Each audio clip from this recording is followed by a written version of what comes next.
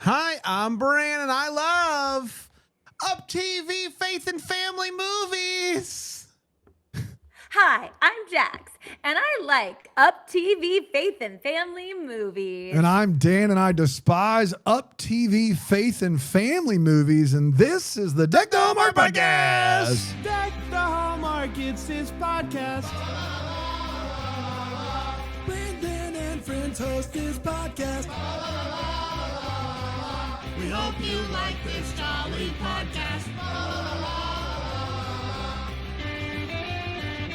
Well. Hi, everybody. boy. Welcome back. Another episode. Jax is here. So happy to have you again. Hi, Jax. I'm so happy to be here for this.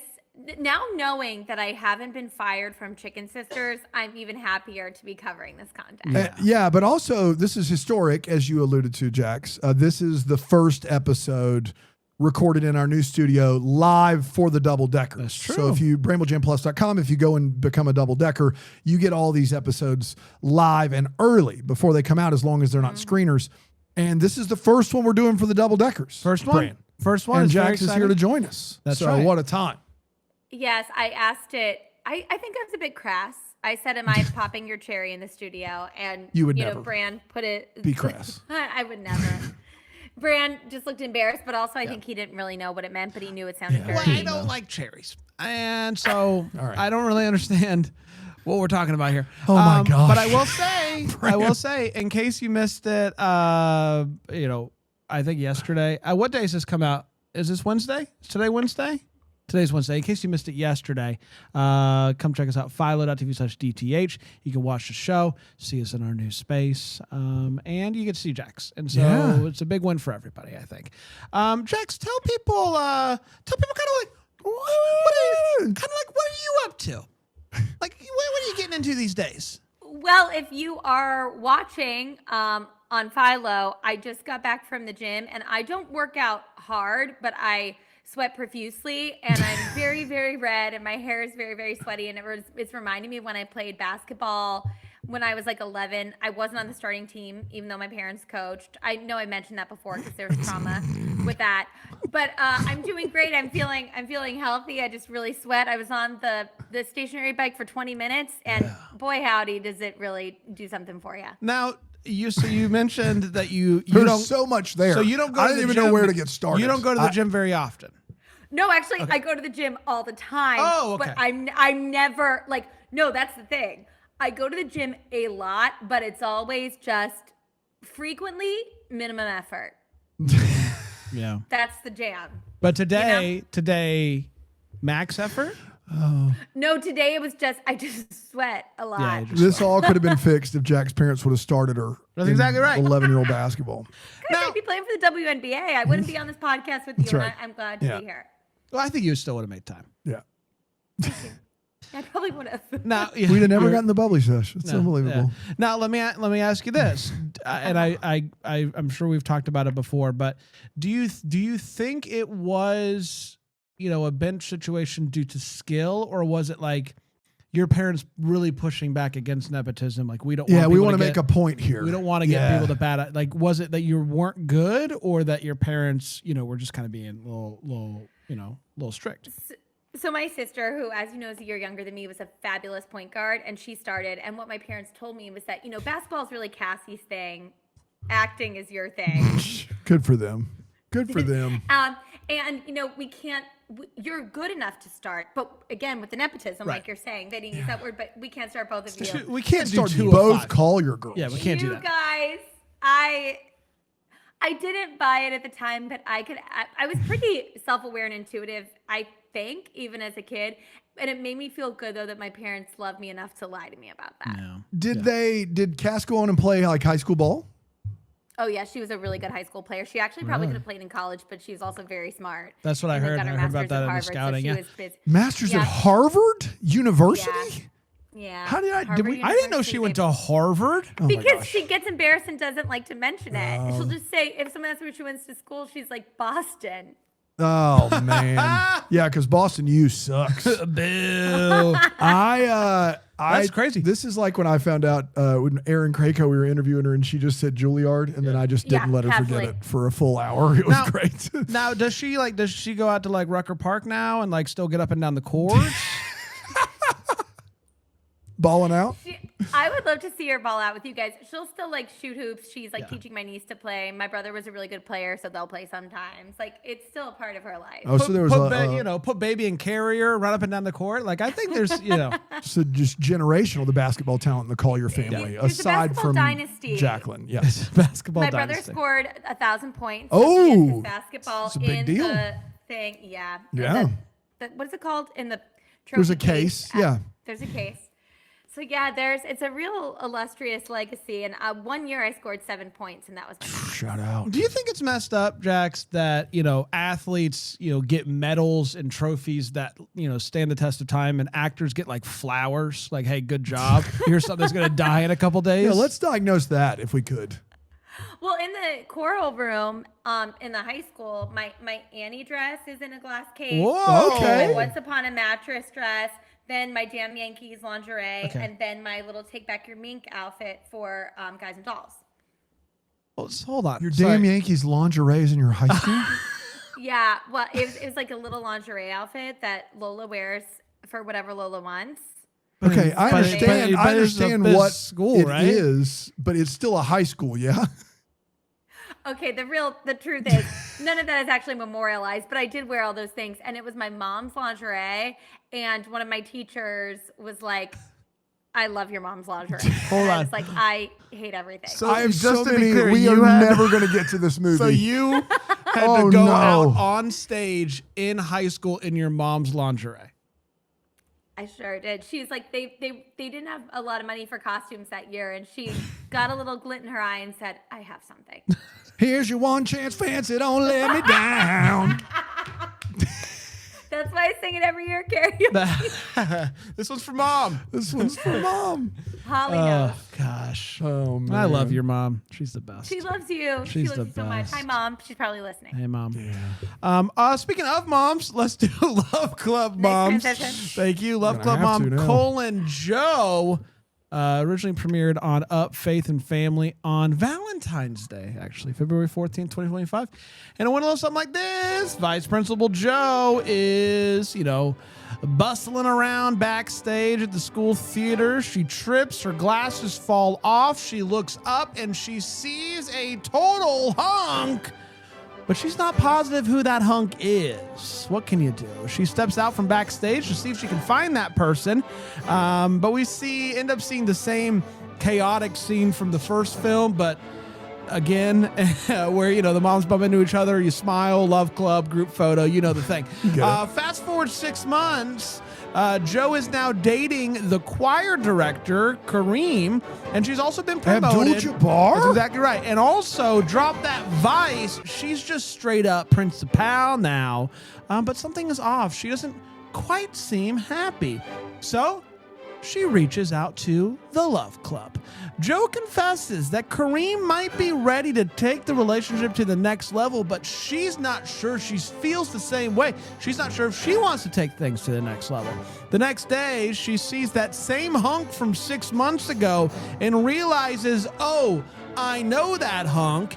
It's Ryan, and his son Simon is a student at the school. Turns out Simon's been having a little bit of trouble because Simon's mom's MIA. Yeah, take her to the house. That's exactly right. Joe and Ryan get into an argument, and he storms out, and that's when we find out not only does she know him, it is her ex-husband. What? Shyamalan. She tells the Love Club that she spontaneously married Ryan at 18. It was a very big mistake, and that's why she's so paint by numbers now. Yeah. Because of, if you do things spontaneously, and You gotta do the opposite. That's exactly right. Then Kareem proposes via Yahtzee, and Joe tells him, let me think about it, which you love to hear. After Yahtzee. Yahtzee. The Love Club suspects that Joe still has feelings for Ryan, so Tori drags her over to his house where he's washing car mats with his shirt off, because Of course, you're Corey Seven. there Right? is a God. Sparks fly, because of that. And then a massive argument breaks out about who actually ended their marriage. Joe storms off and calls Kareem and says, "I will be marrying you, thank you very much, sir." But just as she starts planning the wedding, she finds out she's still married to Ryan. Real Sweet Home Alabama That situation. makes, getting married to someone else a bit of a hurdle. She confronts him and asks him to come to the city hall to finalize the annulment. But first, he takes her on a little surprise detour back to their old stomping grounds, the old high school. Cue the nostalgia, cue the flying sparks, cue the soccer ball hitting the lights. It's big fun. Ultimately, though, Joe decides she's going to break things off with Kareem, but when she shows up to talk to Ryan, who opens the door but his baby mama, we know her name. Her name is Flaren. Flaren opens the door. Flaren's back. So if Flaren's back, there's no room for me here. So she goes home. She drinks some orange soda with the Love Club, and she talks through it. Heartbroken, she decides to move forward with the annulment. But then Simon sees the papers, the annulment papers, and decides he's going to play matchmaker a little bit. He traps both Joe and Ryan in detention, forcing them to talk things out. And yes, make out. They celebrate at the school carnival where Joe gets dunk tanked, and then they kiss in front of all of the kids. And that, my friends, was Love Club Moms, Cole and Joe. We did it. We did do it. Hey, let's take a quick break. We'll come back and we'll break this movie down here it. on Deck the Hallmark.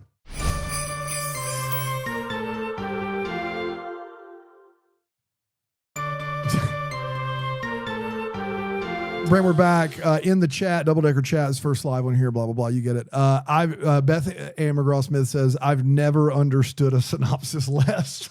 So Is it because you didn't see the movie? I don't know. I mean, I felt like like it is kind of twisty This was, turny, but he's done worse synopses. I'm gonna be very clear. Thank you. Yeah. I think.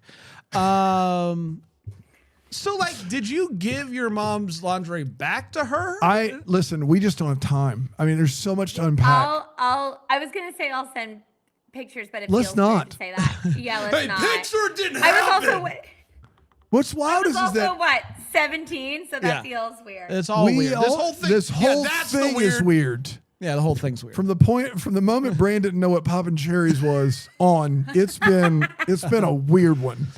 But I mean, we watched Saved by the Bell, where as freshmen, I believe in high school, Zach Morris does auction off Lisa Turtle's lingerie, and I thought that was crazy and would never happen. Oh my gosh, right. And then all of a sudden, I hear hers is hanging up in the school.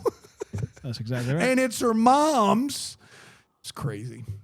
What a life. What a life. Let's talk Love Club Moms Joe edition here. We're going to start with the hot takes where we share exactly how we felt about this movie. We're not going to hold back, and I'll start with you, Jax. Jax, what do you think about Joe? So, I was enchanted by Tori's story, the Manny situation of it all. And I'm not going to lie, I was nervous about Joe because I was suspicious about a really, really, really hot blonde girl who's wearing glasses. What's that going to be? You know what? I ended up having fun with this. Not nearly as much fun as I had with Tori. I was really surprised to see as it started that it's actually taking place in the same timeline as the other ones. And we had a few of those same scenes. And then my brain kind of just went into thinking that this was either made it much easier logistically or logistical nightmare. And my brain just kind of went there for a little while. I am really in love with this. His real name is Khalid Kareem, and he plays Kareem. I actually thought his performance was so fantastic, especially that last scene in the classroom. He's doing beautiful, subtle work that is, if we're being real, far better than the movie that he's in. And I really I don't know. I was actually really touched by that he took it so seriously. Shout out. And Shout out Kareem. It was really beautiful work. And I thought the rest of this was fun. It's fun. It's fine. Like Corey Sevier won't turn down a movie. And Nope. I love that because look, neither would I'll take any opportunity. So there's no judgment there. But here he is again, looks great without a shirt on. And these besties, we're having a good time with them. They're fun. I love a kid who's a bit of a matchmaker, detective. So that was fun. This little boy was cute. I had a good time, not as much of a good time as I had in Tori's story, but it also made me more intrigued to see the other two women's stories and just see how this is all going to play out. So I'm enjoying this canon of film. Yes, sure. Let's call it canon. Why not? Once again, I find myself agreeing with my friend Jax. I did enjoy this one. I did enjoy it less than last week's, but still a good time. And I thought that these two had pretty great pretty great chemistry together, as they should, because they were married. So Yeah, that's true. But the arguments, they're feisty. There's a little bit of edge in this movie, which we'll talk about. Like some things that I'm just like, what's going on? Is this faith and family, or I didn't have anything else. What is it? And so there's some of that. But I tell you what, like this, this movie is what it is. I still find myself enjoying this series more than the Hearts Around the Table series. I just think that it's a little bit more fun and it's just working a bit better for me. And so do with that what you will. But yeah, good time. Dan? Yeah, I think we have to sliding scale this thing. Like you can't just say like, when I say this is more enjoyable than the Hearts Around the Table movies, that sounds like high praise, and it just isn't high praise. Right. The fact is they're trying to make really fun movies here. The first one is this weird, this guy shouldn't be a nanny, but we're making him a nanny bit, which Bran adored for some reason. It. This one is a very much a Sweet Home Alabama takeoff, but you got some stuff that, like you said, Bran, up faith and family adjacent. They bleep out a cuss word in this movie. There's a long shirtless Corey Sevier scene, and we're better for it.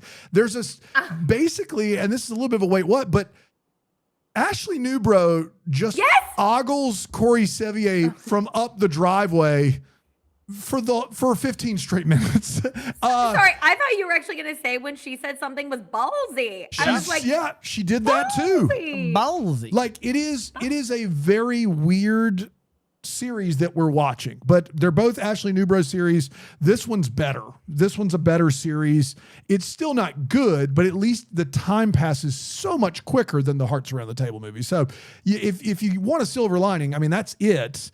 This is, if you want shenanigans and hijinks, this is your movie. If you want more heartfelt, then the Hearts Around the Table movies are your movies. Yeah. But they feel like they were all made in the same city, right? Like this is all the one big thing that we're doing. Yeah. Let's get all the feels. We're talking about what in this movie gave us feels, Jax. there were two moments where Ashley Newborough really it tickled me. When she said, "Talk loud so I can hear you look really pretty." I just thought that was a really cute line that she had to her friend, and also like how I talk to my friends. We're always telling each other how pretty we are. And then also when Joe finds out she's married, Ashley Newborough's face, it's so over the top, but it's also like a very valid reaction to finding this out. I thought that was really cute. This was an all the feels, but also a wait what. So I'll say it in this part. When the son is like, yeah, you know, the principal, she's kind of like a mom. I was like, oh, my baby doll. I mean, this kid was so adorable when he like turned around in that chair and like was trying to get them together. Was it a little cheesy and when this never happened? Sure. But like he's really, really adorable. And then finally, yeah, I really liked the guy who played Kareem in that last scene. I just thought he brought so much heart and vulnerability to it, and I just want to see him in more things. It was so good. Listen, when he takes his shirt off, it is what it is. When he has that hose in hand, I'm like, is he going to do this? Is he gonna? Dan, you and I both said, is he gonna? And then they literally slow-mo. I don't know how else to describe this. the music is borderline inappropriate on its own, and then the camera starts at belt buckle, and slow-mos up as he's removing his shirt, and what in the Up Faith and Family's going on? But it was a better, like, Hallmark is starting to dabble in the shirtless scenes. This seemed like it was a very confidently a part of the script shirtless scene. Like, everything down to the filmmaking of it was, we're going to highlight this from music to camera angle to everything. It was wild. But another scene that I really liked was when they went to the school and they sneak in and they have to hide from whatever. The guy. Yes. And they're there. in, you know, they're in tight quarters. They're nose to nose. And you get that moment of just like, uh-oh, what's going on here? Really great moment, and good acting on both parts. Dan? Yeah, I just wrote down justice for Kareem. This movie, at the end of the day, maybe the reason Beth Ann didn't understand the synopsis is because this movie, at the end of the day, is about a group of 4 women who are trying to get 3 women who are trying to get one woman to break off her marriage or her engagement with an amazing dude. Now, he may not be right for her, and that's more than fair, but they spend most of this movie plotting against this poor guy who does nothing wrong. Mm-hmm. He doesn't do anything wrong. He's a good dude, might not be the best match for Joe, but they are plotting to break these two up like he is so bad for her, and he's a good guy. Yeah. And it's weird that happens in this movie. It seemed like they missed a component somewhere. Like, I would be pulling for them in the hijinks. If Kareem was a terrible guy, it's like, yeah, let's get her over to Sevier's house. Yeah. You know how he washes his car every Sunday with his shirt off. Like, but it feels wrong what they're doing. Like, it doesn't feel right. It felt very wrong to me because this guy just didn't deserve it. If he were to watch this movie like a documentary, he'd be like, wait a minute, things were going great. And then these women came in and they made it like they just ruined my life for no reason. So that was tough, but it is what it is. It is what it is. Yeah. Let's do this. Okay. Let's take a quick break. I love that, We'll take a quick break. We'll come back. We'll get to the way, what, the Hallmark. Here on Deck the Hallmark.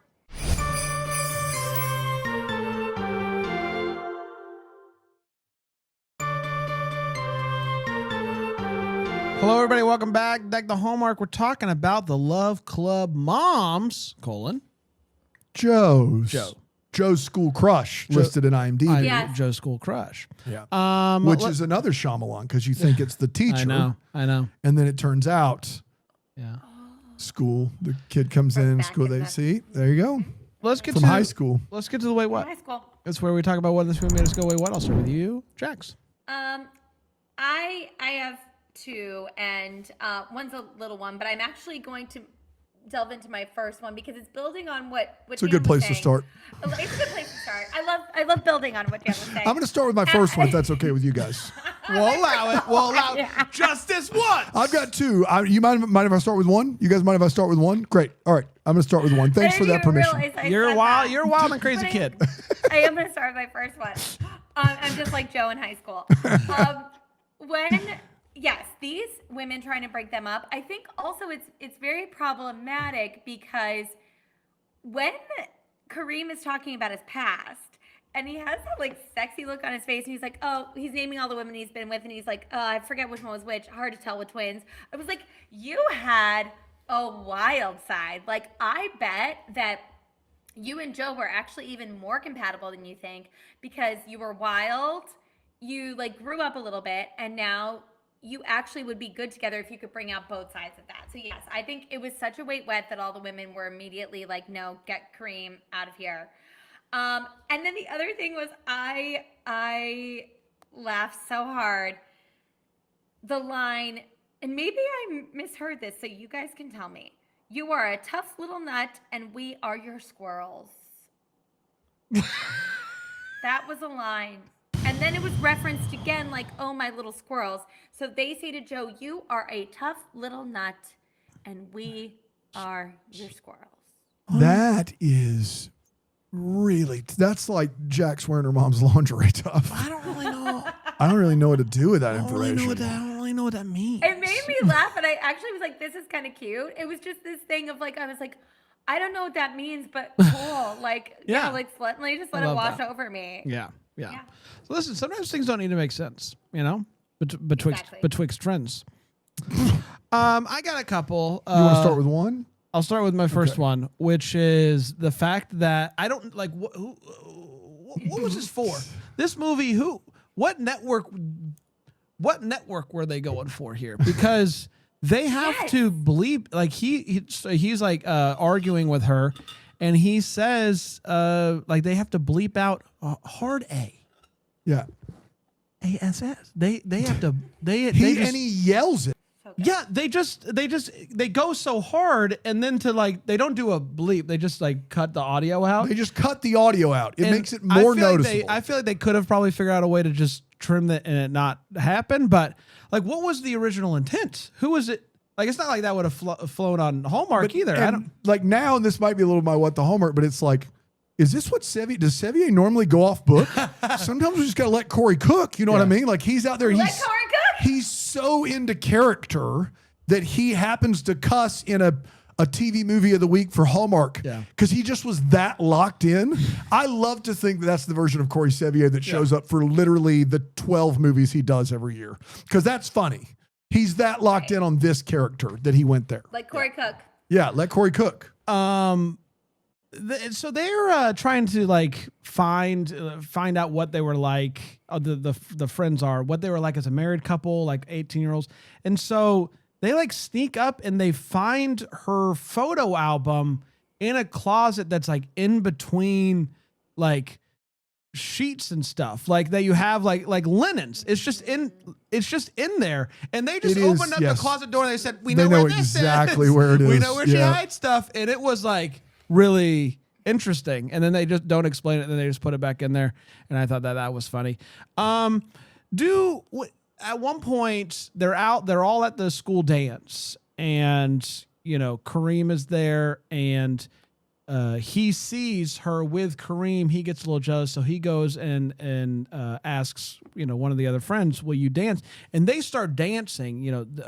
Two adults do at a school dance. Do like adults ask other adults to dance at school dances? Do chaperones typically dance with other chaperones at school dances? I think, I've chaperoned a number of dances, and there were some teachers that would bring their significant others and they would dance once or twice. But just asking, can you imagine all the kids talking if one faculty member went and asked another faculty member to dance? I can't. I cannot even fathom. Yeah. Oh, it would be nonstop. I would literally, if I was at one of these dances and danced with a female teacher one time just because we were bored, it would literally be, I would hear about it the rest of the school year. Right. I can't imagine them just casually doing that and just being like, whatever, who cares? Yeah. It's crazy. It struck me, towards the end of this movie that she's like not a mom. Love Club moms. She's like not a mom. That's like, it. Yes. Just because you're still married to him and he has a kid, you didn't know. It takes actual work. I don't you don't stumble into like step parenting. Yeah, she's technically a stepmom. Yes, technically speaking, yes. But has never met this kid in her life. Yes. She's not a mom. I think moving forward, you can have that conversation like, hey, I'd like to be your stepmom. Yeah. But for most of her life, she's not been mom. And I found title's a bit of a misnomer. It's a bit, yes. She's not a mom. Yeah. She's not a mom. And then last but not least, you cannot kiss like that in front of the students.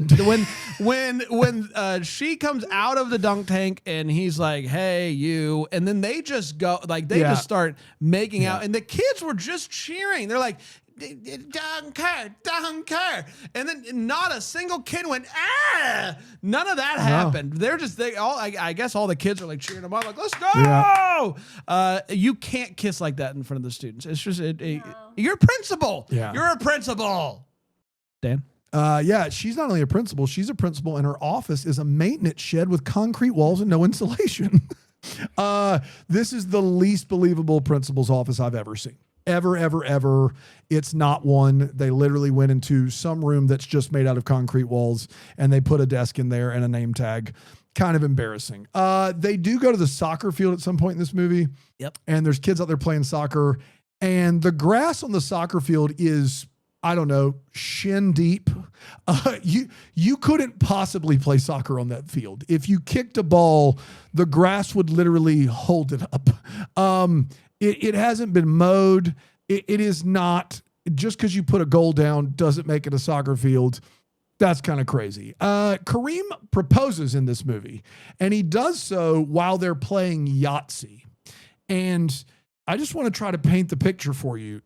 If you're familiar with the game Yahtzee, whatever, Yahtzee. there's a tube or whatever that you put the dice in, and you shake them and you throw them. He shakes the dice, throws the dice, and throws Yahtzee. Good for him. Yahtzee. He does it. Throws Yahtzee. Collects the dice, hands the throwing thing to Joe, and she goes, I don't even know why I'm rolling. I can't beat Yahtzee. And he says, why don't you give it a shot? Yeah. And she does, and out with the dice comes an engagement ring. How do you do it, though?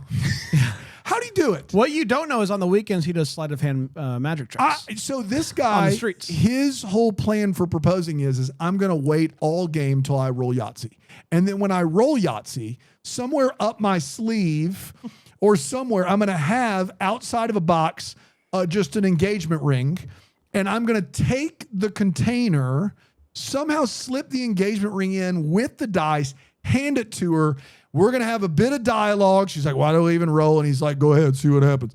And it's going to be awesome. How? How did you do it, dude? Like, that's a lot of work for a C+ proposal. Like, it's just a very weird thing to do. And I guess if he is a magician, he could know he can make himself roll Yahtzee. And then also that sleight of hand. He looks like he would be a magician. Yeah. Now let me Kareem's ask you probably this, a magician, Jax. you're You're in the game space bundle game. Shout out. Shout I'm out. wearing a made of magic ring from the Magic Castle. So I really love the Shout out Okay, Magic Castle. so this would work for you if somebody proposed we've to had- you with We've had like people propose using our game, but Really? we didn't get proposed to using. Yes, and it's very fun and sweet. And like the last card is "Will you marry me?"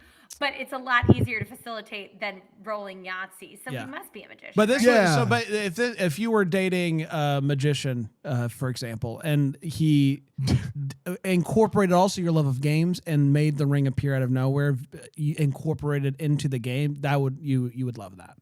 Oh my word! If it's taking place in an escape room, that's right. Can you imagine? Did you tell her about the email we got?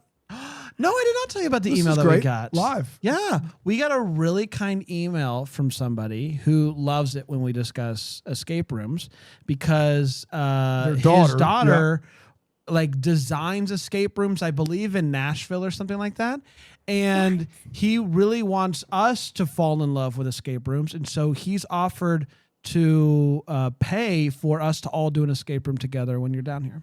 Yes. Yeah. Yes, 1,000 times. Well, we turned him yes. down. Actually, I don't think we've Okay. responded yet. We'll get back to you.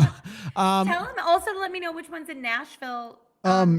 Yeah, I've got Aaron pulled the email up on screen. Basically, it says, my daughter has become good friends with the owners of Escape Artist Greenville. Okay. And one of their rooms won the #2 escape room in the country recently.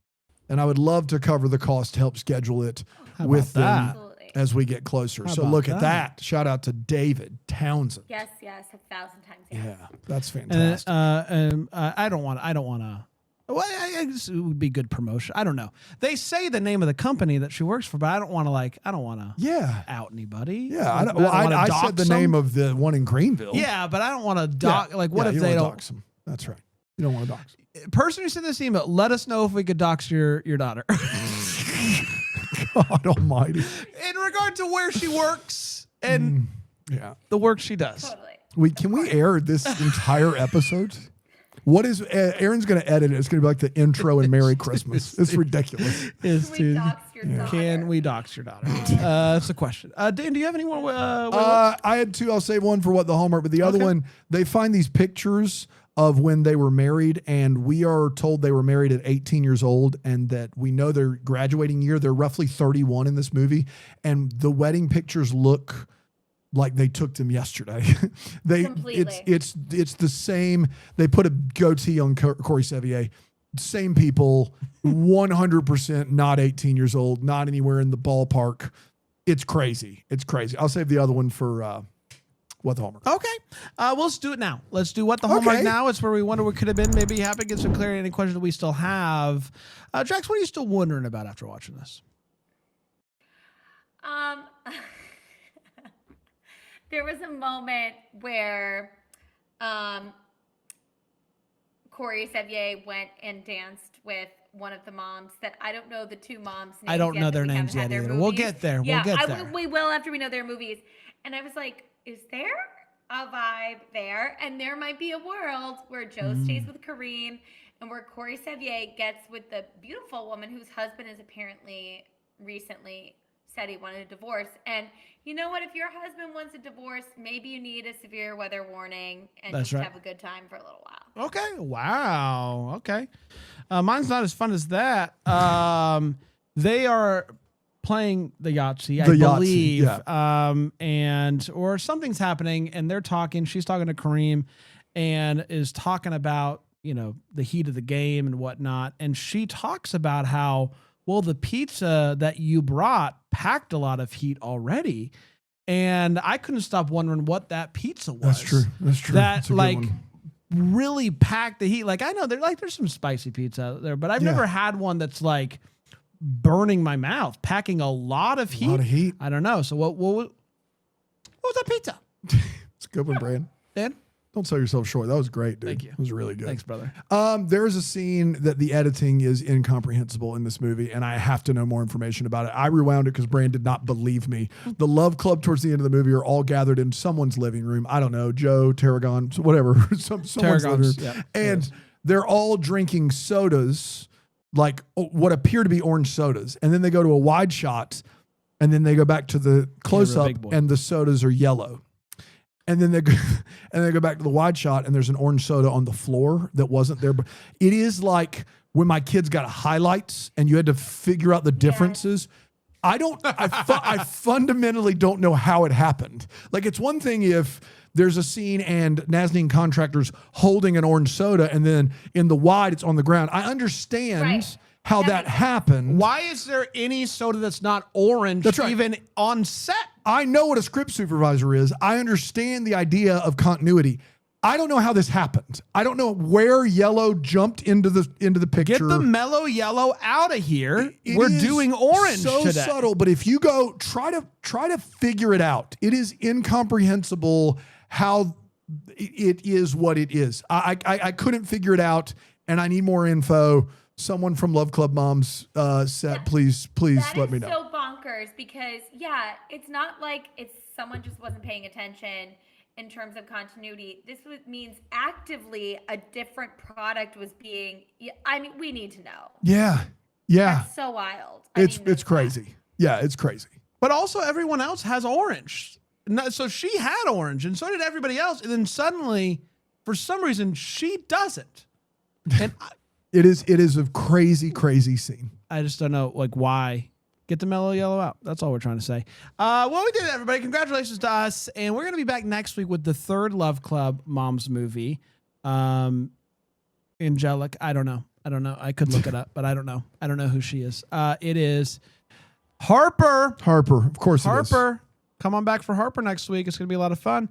Until then, maybe we're the first to wish you a Merry Christmas. Deck the Hallmark's a Bramble Jam podcast is produced by Aaron Shea. What? For more information on Deck the Hallmark, you can go to deckthehallmark.com. For more information on the Deck the Hallmark family, you can go to bramblejamplus.com. Deck the Hallmark is presented by Philo TV. For a free trial of Philo, go to philo.tv/DTH.